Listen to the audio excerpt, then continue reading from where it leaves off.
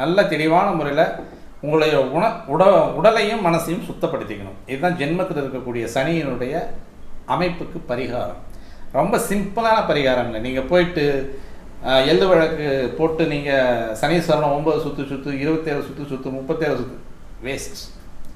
எதுவுமே நீங்கள் எடுத்துக்கக்கூடிய முறையில் தான் கிரகங்கள் உங்களை ஆட்கொள்ளும்.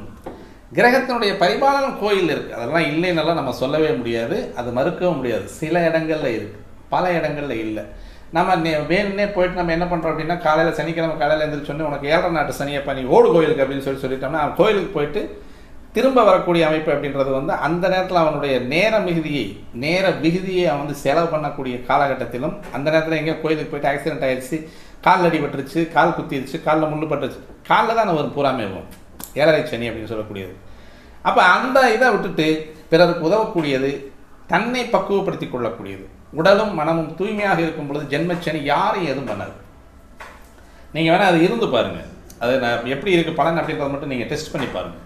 இப்போ மீனராசிக்கு வருது இல்லையா, அந்த மீனராசிக்காரங்க உடலும் மனமும் தூய்மையாக இருக்கக்கூடியவங்க. கபடி இருக்கக்கூடாது, கள்ளம் இருக்கக்கூடாது, சூதி இருக்கக்கூடாது. இதுதான் சனிக்கு பிடிக்காது. ஃப்ராங்காக இருந்து பாருங்கள், அழகாக இருக்கும். நீங்கள் 7 சனி வா பார்க்கலாம், மோதி பார்க்கலாம் அப்படின்னு சொல்லி நம்ம சேலஞ்சு பண்ணலாம். சனிகிட்ட சேலஞ்சு பண்ணக்கூடிய ஒரு அமைப்பு அப்படின்றது உள்ளமும் உடலும் தூய்மையாக இருக்கக்கூடியவங்களுக்கு. யாரையாம் பாரு, ஆஞ்சநேயரை ஏன் கும்பிட சொல்கிறேன், உள்ளமும் உடலும் தூய்மை, எதுவுமே உள்ள அணுக முடியாது. ஐயப்பனை கும்பிட சொல்கிறேன், ஏன் 7 சனி நடக்கக்கூடிய காலத்தில் ஐயப்பனை வணங்கக்கூடியது, உருவம் இல்லாத இறைவர்களை வழங்கக்கூடிய ஒரு அமைப்பு அப்படின்னு சொல்லக்கூடியது. ஏன் சொல்கிறாங்க அப்படின்னா, அங்கே உள்ளத்தில் எந்த ஒரு கபடு சூது எதுவுமே கிடையாது. அப்போ அந்த சூதுவாது கபடுகள் இல்லாத ஒரு இதயம் அப்படின்னு சொல்லக்கூடியது தன்னுள்ள இருக்குது அப்படின்னா கண்டிப்பாக உங்களை 7 நாட்டு சனி எதுவுமே பண்ணாது. இதை விட்டுட்டு போயிட்டு 7 சனிக்கு போயிட்டு 7 வருஷம் போயிட்டு காலையில் சனிக்கிழமை போயிட்டு தீபம் போட்டுட்டு இருக்கிறத காட்டிலும் அங்கே இருக்கிறவங்களுக்கு ஏதாவது உதவி செஞ்சீங்கன்னா இது நல்லது.